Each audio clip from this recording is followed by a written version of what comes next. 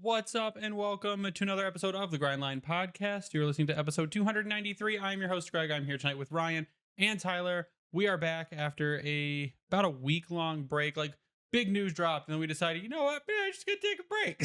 So we took a break. We're back. I'm back from vacation. Preseason has started. How are you guys doing tonight? Officially started my last semester this week for school, so I'm already dreading everything about it. You're in school hell, Ryan. It is, and it's three classes, but they're already. I can already tell they're going to be far more than what I've been dealing with, and it's going to suck. Tyler, how's picking up your sister and being late for the podcast? It sucks. She needs to get her fucking license or find an Uber like you said. But Your dad's going to listen and hear that. You're going to get in trouble. I'm doing good. I can't complain. Hockey's back, and I'll be in Michigan in about a week, so can't wait.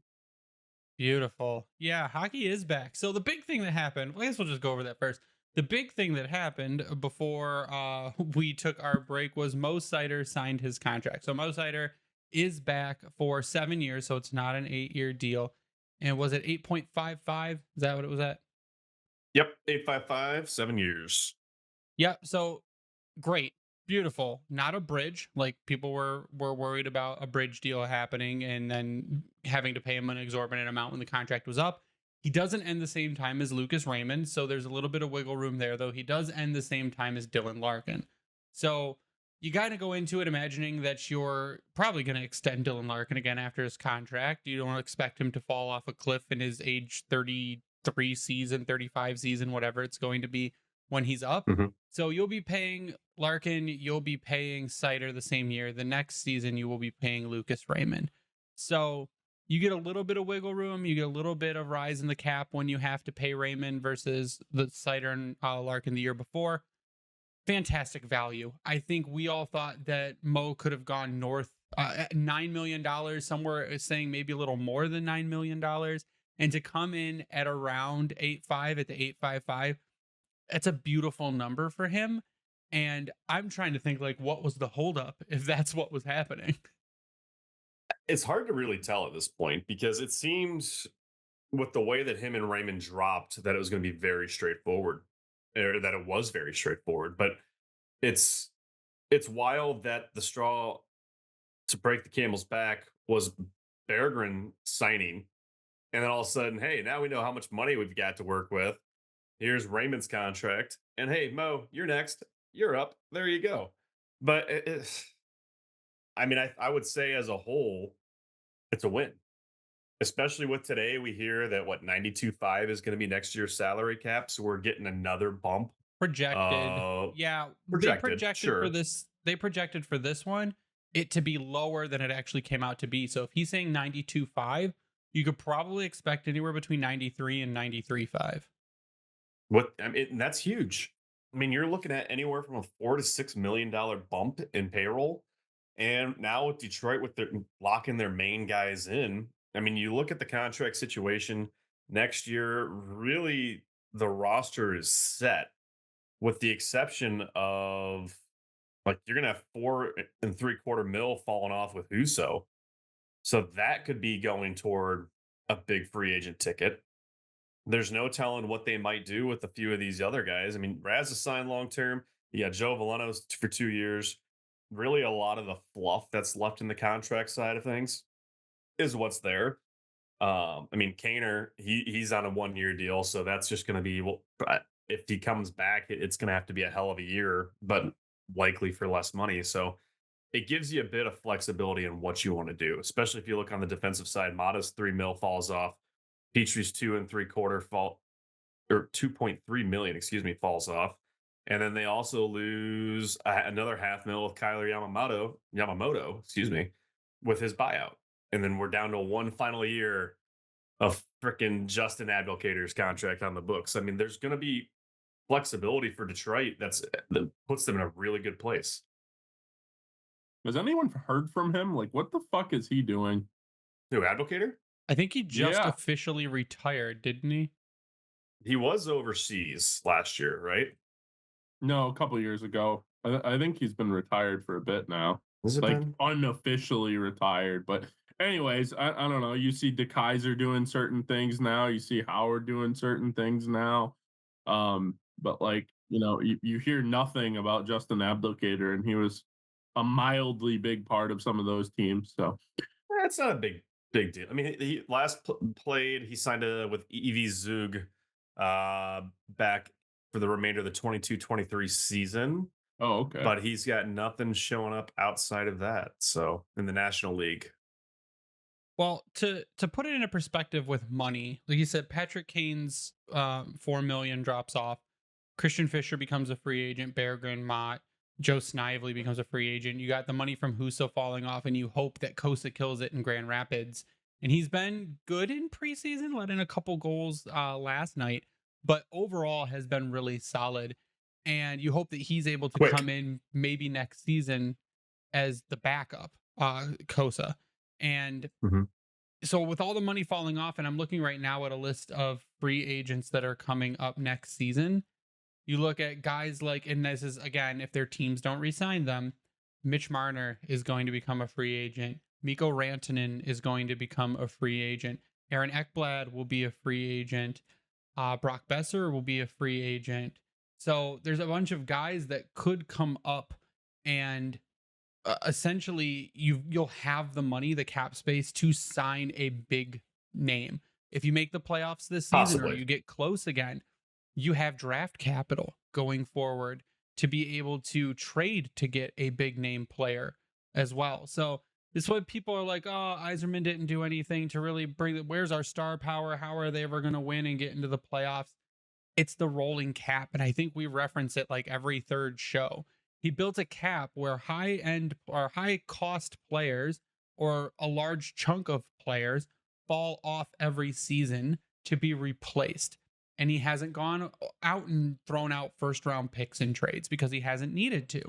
He's been able to make trades without wasting first round picks. So Yzerman set the team up that when there's a big name that he likes, it becomes available. And I feel that they probably took a shot at Stamkos, but Stamkos wanted too much money and too much term is what he wanted for what they wanted to do, where they're positioned at right now. So they'll have the resources to do it, which is really exciting because you think that with the team they have right now, I know a lot of people are really down on them, but I do think they have a team that could make a playoff push. I don't trust them anymore. Well, they project Detroit 80, 81 points this year again. Who did? Dom. Oh, in their model. Whatever. Who cares? Yeah, I think it pushed out today, October 1st. Yeah, I don't care. I think one thing I'll just say about the Seider contract, they got it at a good price. I think we said anywhere between 7.75 and 9 would be a win for the Wings, and it fell at 8.8550. So can't complain, or sorry, 8.550. So can't complain about that at all. And I see people online complaining about that a little bit. Like, grow the fuck up. Honestly, grow the fuck up. I saw less people complaining about that one than the Raymond one. A lot.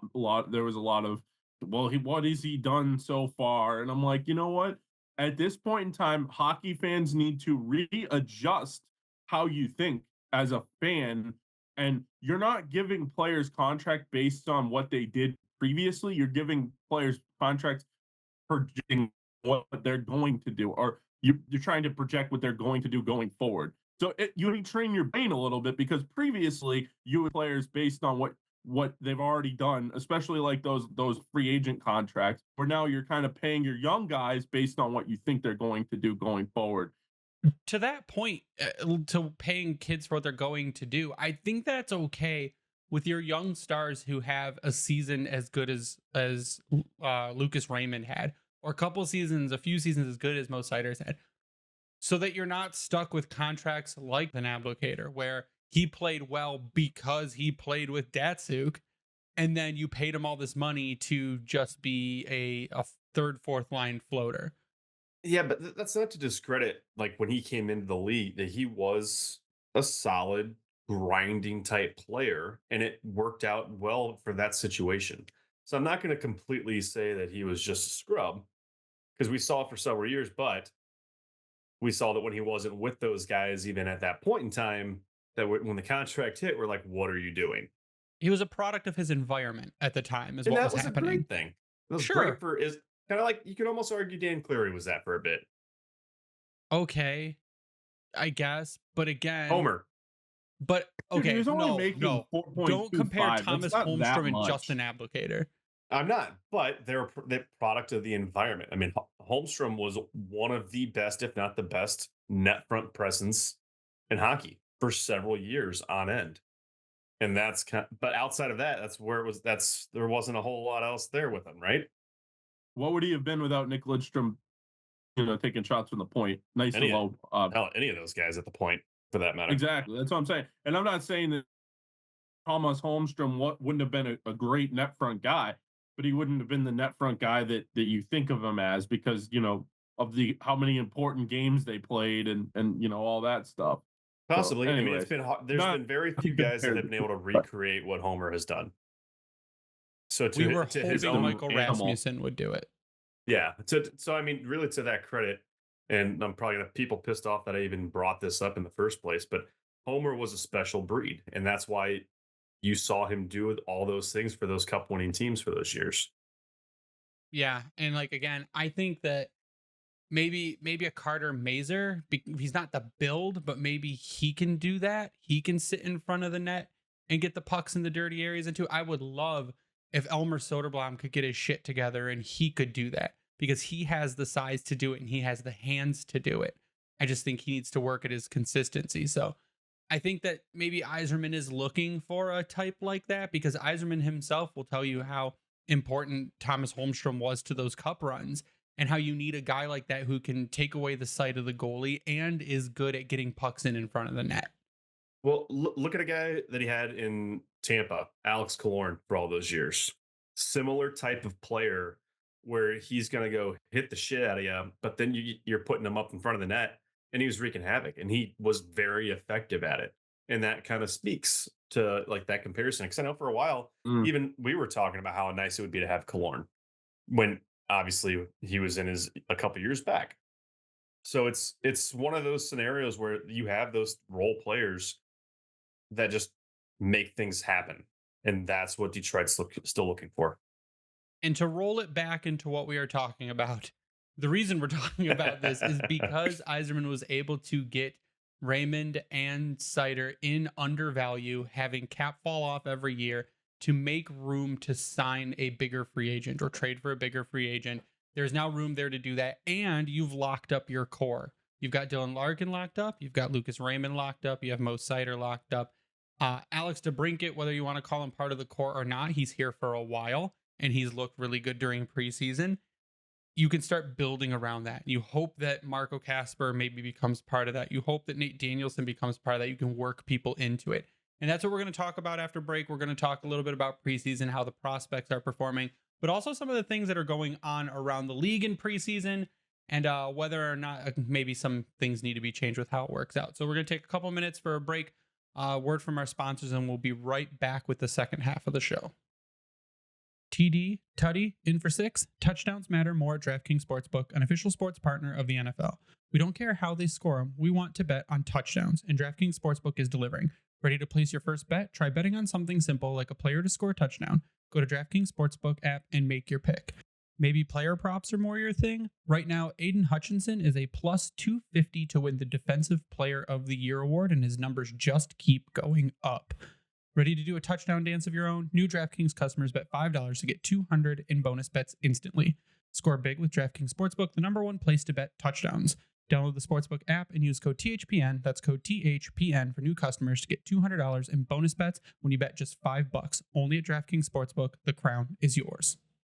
Gambling problem? Call 1-800-GAMBLER. In New York, call 877-8-HOPE-NY or text HOPE-NY 467-369. In Connecticut, help is available for problem gambling. Call 888-789-7777 or visit ccpg.org. Please play responsibly. On behalf of Boot Hill Casino and Resort in Kansas, 21 and over. Age and eligibility varies by jurisdiction. Void in New Hampshire, Oregon, and Ontario. Bonus bets expire 168 hours after issuance. For additional terms and responsible gaming resources, see dkng.co/ftball. NFL Plus Premium offer available only to new and former NFL Plus subscribers. Additional NFL Plus Premium terms at nfl.com/terms. This episode of the Grindline podcast is brought to you by BetterHelp. Is there a skill you've been meaning to learn? Something you see someone else doing, you're saying, man, I think I'd be really good at that, or that would be a ton of fun. Kids are always learning and growing, but as adults, sometimes we lose that curiosity. Therapy can help you reconnect with your sense of wonder because your back to school era can come at any age. Therapy has a stigma of just being for people that are experiencing trauma in their lives, but it can be for anyone and can help with things like coping skills and setting healthy boundaries to make you a better person. If you're thinking of starting therapy, give BetterHelp a try. It's entirely online, designed to be convenient, flexible, and suited to your schedule. Just fill out a brief questionnaire to get matched with a licensed therapist. You don't like the one you're matched with? You can switch at any time for no additional charge. Rediscover your curiosity with BetterHelp. Visit betterhelp.com/THPN today to get 10% off your first month. That's BetterHelp, HELP.com/THPN. And we're back. And how happy are we that real hockey is being played? Like real-ish hockey. We're not at like we're back. We're like we're there. We're on the cusp back. of we're so is it like we're so back? Like we're absolutely back is like game 1, but we're so back right now. And speaking of game 1, we will be there. We just got message from Jen today about team picture. We're apparently going to try to kick out the drum line when we do our picture because they like to play in front of the team store. We take our picture to the left of the team store normally, so we should be okay. But if you're going to if you're looking at the store, it's to the left. If you're going to be there first intermission, you can come meet us. We're actually normally by the team store each intermission and before the game, but first intermission, we will be by the team store to do our internet family picture is what we are calling it now. And we will be there. So if you'll be there, we will also be there. Come say hi, hang out with us. We take pictures. We do fun stuff like that. So Yeah. we kind of have hockey now. We are in game 5 of the preseason with 2 wins against the Blackhawks. Hockey. It's something. Sure. 2 wins against the Blackhawks, a big loss against the Penguins, a loss in overtime against the Sabres, and we are currently tied against the Penguins right now. I think we just finished the second period and should be heading into the third. I haven't been paying attention. No, yeah, they were just showing the second period stats. Yeah, it feels good to beat the Blackhawks twice though. That's my big takeaway. It just really That never gets old. It really feels good to start the preseason off with 2 solid dunks on the Chicago Blackhawks, a 4-2 win, a 2-0 win. The Penguins thing was real messed up. Their plane couldn't take off. Like they posted pictures of their people getting on the plane, and then there was nothing for 4 hours, and then they're like, nah, they can't fly. And it took them way too long to announce that. Like people were walking to the arena, and they're like, sorry, it's canceled. Like, you got to give people more notice than that. Like, if their plane can't take off within a couple hours, they got to be like, this ain't happening. Well, I feel bad for a lot of people because that was a weekend game. Was it Friday or Saturday night? That was... I think it was Saturday. I don't have the date in front of me. Yeah, it was Saturday. But I know, like Jerry, for instance, came in from Chicago. Like you have people that came in from out of town to go to this game, and they're like, "Oh, the game's been pushed to Monday. Sorry, the tickets are still good." But I mean, a lot of people plan their time around coming in for a game that live more than an hour away to try to make things happen. So feel bad for that group in particular. Sucks that you can't really get anything done for them, like from the team, but I guess that is the nature of the beast. Yeah, it's a tough situation. That's just a tough situation altogether. I mean, you got people that come in from out of town. You got people that, plan their Saturday night. Hey, I'm going to go out. I'm going to go to the Wings game. I'm going to go out and have a good time after the Wings game. And, there is no Wings game. So people either went home or they went to Harry's, which I would recommend. Yeah, absolutely. I mean, it's like if Tyler, for you coming into town, like you're coming in specifically for the Wings home opener, and that's like saying, "Oh, sorry, there's a mechanical issue with the ice," which isn't out of the realm of possibility. Yeah, let's not start speaking that into existence, Ryan. I'll have to end up going to the Nashville game. You're taking over my basement regardless, and you're probably going to end up at the Nashville game anyway. So who are we kidding? Oh, I don't know, man. That's a big day of college football. Maybe not, but maybe we'll see. You're bringing Boston Ryan. I can see him wanting to do that, though. He might. With how things are looking, I'm expecting with all that football. I think they just announced the Ohio State Oregon games at 7:30. So I'm gonna have a full day to just fuck around on the smoker. Just throwing that out there.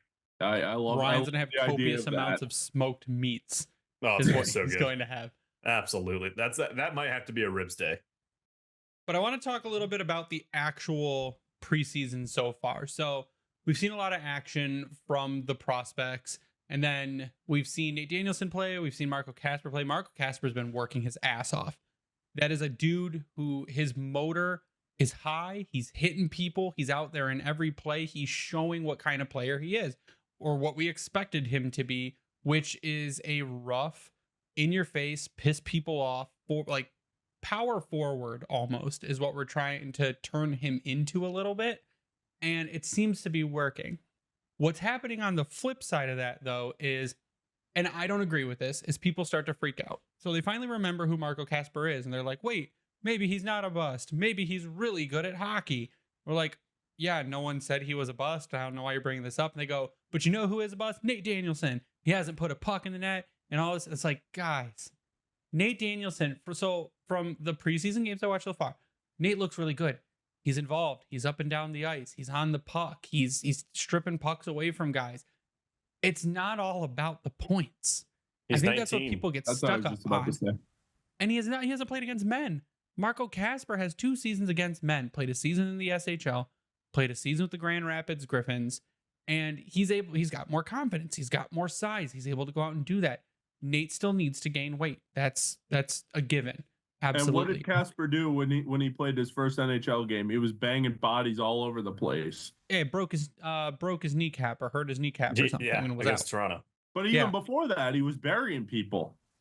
But he'd already seen some time with Grand Rapids, and it was just like, or I'm sorry, the SHL. So he knew what to expect to that point, if you will. I mean, yes, it's hard sometimes to make that comparison between the SHL and the NHL, but more often than not, that's one league that truly translates well to North American hockey.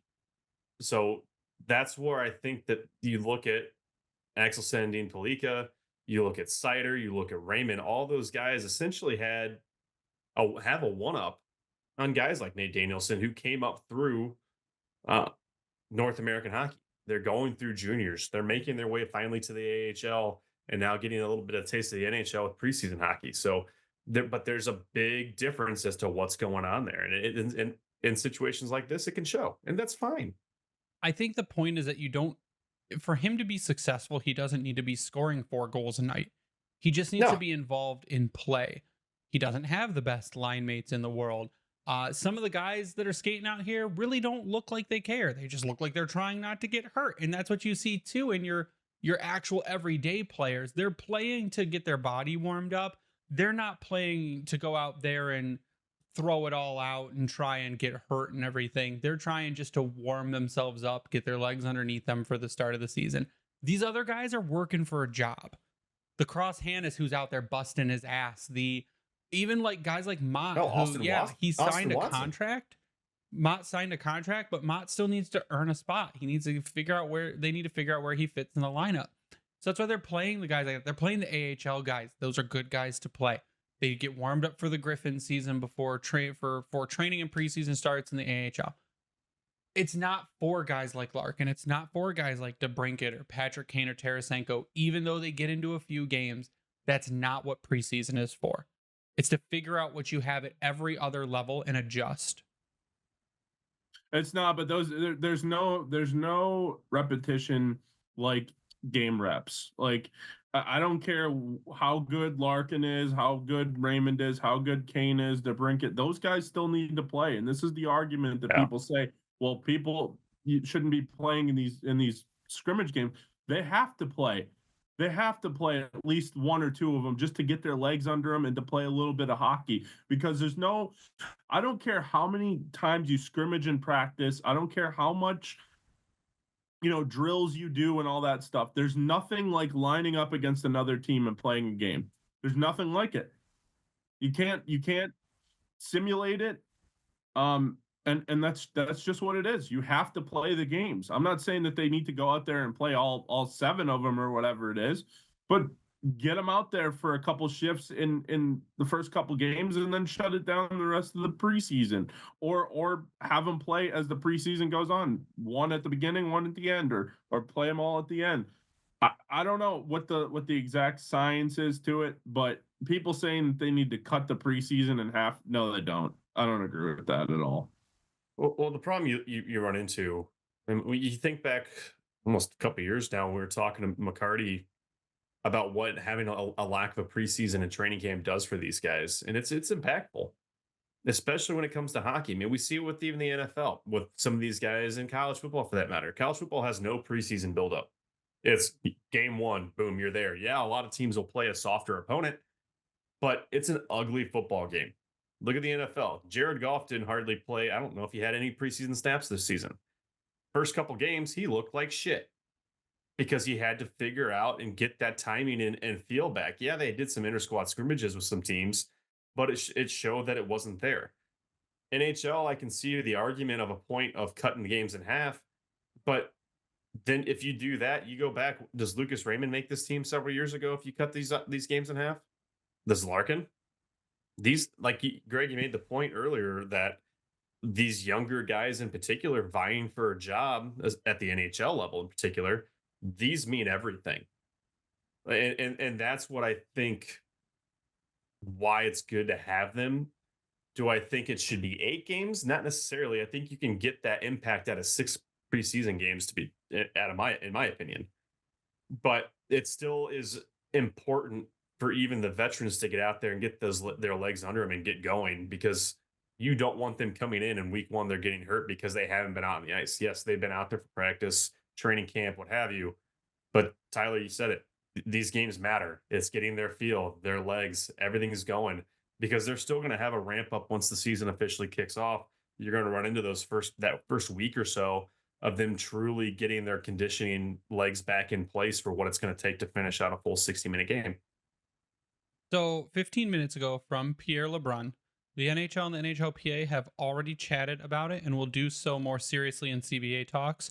Reduce preseason to 4 games and add 2 games to the regular season to make it 84. Wow. That's the current idea. We'll see where it goes in the CBA talks. This is what I mean when I talk about my comments. This is what I mean when I hear the NFL doing the same thing and now hockey wants to do the same. It's like the preseason is important. I know people think oh, it's an exhibition game, blah blah blah. The preseason is important. Why do we need 2 more regular season games? So money? That's the trade-off, Tyler. The players want less preseason, but the league wants the same amount of games. So the league is saying, well, if the players want to reduce preseason in half, then we need to add 2 games to the regular season for TV money. Correction. The star players want the preseason cut in half. I think it's players in general. You think so? It's yeah. I mean, you think about that to the I point. think it's different. Yeah, yes and no. I mean, I can see why, because as we're kind of touching on, I think we might go into here, there's been injuries. But yeah, let's go into injuries. But at the same time, like with the injuries, they're not completely avoidable. Like we just saw Drew Doughty go down with a fractured ankle. Yeah, that was or bad. Lower leg, whatever they called it. That was looked really awful. Bad. He's been listed as month to month. But we see this happen. Look at Sergachev. Like it happens in the regular season. It can happen in the preseason. Just because you have a different group of skills set out there doesn't necessarily mean it's going to be more likely to happen. Also, that can happen in practice. Sure. The same it's thing that happened likely. to Drew Doughty can happen in practice. Yeah. I mean, so the big ones now, if you've been living under a rock and haven't seen them, Patrick Laine is out for a few months now after taking a knee from a Toronto Maple Leafs AHL scrub player. You've got David Reinbacher, who is their young up-and-coming defenseman. He's out, I think they said 3 to 6 months now with his injury that he got during that same game. And I think there was one more player during that game that was injured too. They basically lost 3 roster guys from injured in that one game. So, and that's from Toronto was playing their B squad, and their B squad's they made it a point to just go out there and hit people. So I think you can solve it by maybe you submit your rosters 24 hours early, and it's got, if you've got mostly an NHL squad, the other team has to ice mostly an NHL squad. You ice your rookies against their rookies, because when you get those guys who are vying for AHL jobs, and the AHL builds itself a lot on, I think, toughness of your team. There are some guys who are there just to play goon and run around and hit people. And those guys don't belong in preseason games against guys like Patrick Laine. They don't belong in preseason games against guys like Drew Doughty, or against Dylan Larkin, or against pick a top player on any team. A guy that's trying to prove that he's an AHL level goon has no place in a preseason game against those guys. And that's where you get the rub on it. I think you either ice an AHL roster, or you ice mostly an NHL roster with maybe a couple prospects in it. Because if you don't, chances, I think, of a guy getting hurt are higher. Aren't they required to have X players even for preseason, kind of like they do with the AHL? In regards to what? X Like players. who's actually playing on the roster that night for a preseason game? Is there a specific requirement already in place? I don't know. It's for some of the rosters that they put out, it doesn't look like it. Right. I mean, I also feel like, not to cut you off, Ryan, Elliot Friedman was talking about this. A lot of the times, like, the home team will play a lot of their NHL players, and the road team will have like 90% of their AHL and Right. junior players that are in those games. Yeah. Yeah, and it's totally understandable, because you just it helps for one, drive ticket sales a little bit to possibly a preseason game.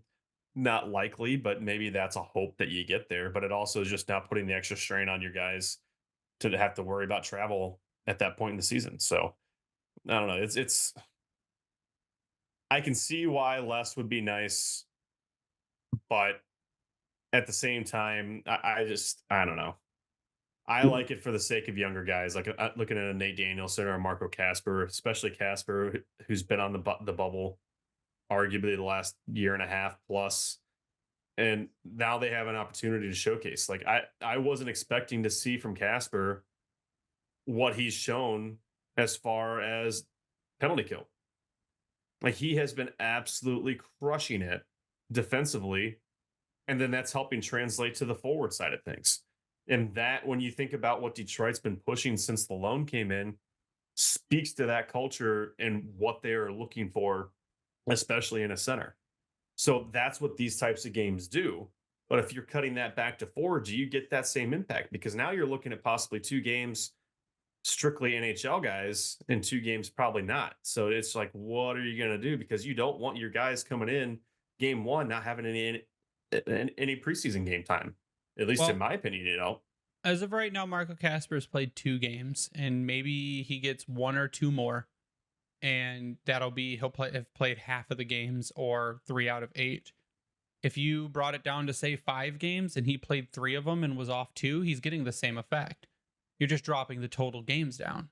My question is, why do we need more regular season games? Players already talk about how they don't want to play more games during the season. We already talked about some teams doing the whole load management bullshit, which I think is bullshit. I'll tell you, the players don't want more regular season games. That is the NHL's trade-off. Gary Bettman says if you want less preseason, you're getting 2 more regular season. That's what he's saying. Simply because they can put more games on TV, they can generate more ad revenue. That's what it is. And more examples of how TV is ruining sports, not just college sports. No, it's money, not TV. So I think where I would land is maybe 4 is too few. Maybe 5 is a good number. Play 5 preseason games. You cut it down by 3. You can still get your prospects in at least 3 of them. You can get your high level players, your actual NHL players, in at least 2 games to get their legs under them and to ramp up a little bit. And then everyone's on the same playing field. And I think it leaves less room for injury. I do think 8 games is kind of ridiculous with the way they're going, but I understand the other aspect of it, that the NHL rosters are just so much bigger and the farm systems are so much bigger that they do need to see multiple levels of people in order to do that. But I think that they could settle with 5 and then maybe add 1 game to the regular season. So you're at 83 games. Who care? 1 extra game. Yeah, it'll be 84. I think that's where I'm comfortable at. But I do agree with the injuries that have happened, especially to big guys. Like Montreal was like, this is our year to come back. And now they're like, well, I guess we'll be in the lottery again because all of our dudes are out for like 3 months. So I understand the frustration, especially from a team point when they're playing their scrub players against star players and then they go out just in what looks like intentionally knee-to-knee contact on people. Yeah. That was ugly. That was bullshit. He should have been suspended for that, or at least fined and everything like that. There was no supplemental discipline for that. That to me was. I know we have a gripe with the NHL player safety, but that to me was at least worth looking at, in my opinion. They have punished more for lesser offenses. Yep. That is, I think, where I will leave it with that. But I think that's going to wrap our show tonight. We're going to have a short show tonight. We will be back again next week. Let's see. Today is the 1st. We'll be back next week. And then at the end of next week is the game 1 of the regular season. And then we'll report back on it probably on Sunday night. So we're going to be switching to 2 episodes a week. Ryan will be out for the first little bit with school. So maybe I'll try and find some fill-ins for Ryan. In the meantime, until he is back, we will be switching to 2 probably 30 to 40-minute episodes per week, just so that we're a little bit more timely. We get a little bit more information in quicker, and we don't have to break down 5 games at one time because it gets a little hard and our episodes get a little long. So we'll be going into 2 weeks, going into next season, probably dropping 1 on a Monday and 1 on a Thursday, I think is the way that I'm looking at it right now. I want to get you guys' final thoughts before we sign off, and we will start with Ryan. No, final thoughts. I'm hoping that things will settle down a little bit so I can actually watch hockey. I'm watching right now, which is fantastic, but I don't think it will. It's going to be awesome. And by awesome, I mean awful. So I'm looking forward to everyone being in town for the home opener. I'll have a couple days of normalcy going on there, but I'm also, as one of my instructors was saying tonight, weeks 3 and 4 is when that falls in is going to suck. So I can't wait. But yeah. Hockey's back, and it feels good. We're actually 3 days away from official NHL season starting because I think there's an overseas series with Czechia, right? New Jersey. Where is it? It's in Czechia. It's New Jersey and Buffalo. There you go. So we are a couple days away from real games kicking in. So I'm looking forward to that. But yeah, other than that, already around 33. Yeah, final thoughts are glad hockey's back or almost back. Getting excited to get to Michigan. My buddy Ryan, who's he's a Bruins fan, but he'll be a Wings fan because Boston Ryan's on his way out. He hates the Penguins just as much as we all do, so he'll be rooting for the Wings. Hey, tell him I've got a Wings jersey with his name on it for that night. I have a Datsuk one he can wear. I've got a full closet, so you don't have to bring more than one. But that works for me. I think I actually might purchase one while I'm there. I might get a Kane. But we'll see. Or Seider. You better talk to Vintage. Do they not have any? Into your final? I don't know. You might want to reach out to them. People are already getting their new Fanatics jerseys from Vintage. Yeah, I heard they're pretty good. Well, we will see because different. Fanatics is sending me one, and I will be doing We will be doing a comparison on the show. I have a friend that works in the AHL. He's actually helping out with the New York Rangers a little bit this season, and he did the training camp and stuff, and he said the jerseys are really nice. He said he's a jersey guy, and he's like those jerseys are. He goes, as far as Fanatics goes, he goes, I thought that the quality was gonna drop off a little bit. He goes, the Fanatics Pro like T-shirts and the sweatshirts and stuff, how those quality is good. He goes, that's exactly how the jerseys are. And he goes, I would expect the ones that you buy at the store, the mid price point one, will be pretty decent too. Well, they're still Indos, and it's still the same manufacturing group that's been doing the jerseys for decades. So I'm not too surprised, especially for the Made in Canada ones. But don't buy it at the stadium if you don't want the priority patch. Exactly. I don't want no fucking patch. But yeah, final thoughts. Exactly. Pumped hockey's back. And you can follow me on Twitter at SealDog91. You can follow me on Twitter at Bringing the Wing. You can follow Grindline Podcast on Twitter at Grindline Pod. Speaking of vintage, we love to promote Vintage Detroit. Collection is the only place you should get your Detroit jerseys from and worked on. We also have a t-shirt collection with them. So if you go there, click on Keep It Local, click on the Grindline Podcast. Our t-shirts are up there. Yeah. And then Hockey Podcast Network at HockeyPodNet for spreading us around. Go to YouTube, search the Grindline Podcast, sub to our channel, turn on notifications. You'll get notified every time an episode goes live, which will be more frequently this season. And go to patreon.com/the Grindline Podcast. And we have a couple tiers there. They're relatively cheap, $3 and $5. We will be answering Patreon questions on the show. We will be uploading bonus content onto Patreon for our Patreon subscribers. But that is going to do it for us tonight. So for Ryan and Tyler, I am Greg. You stay classy, Hockey Town.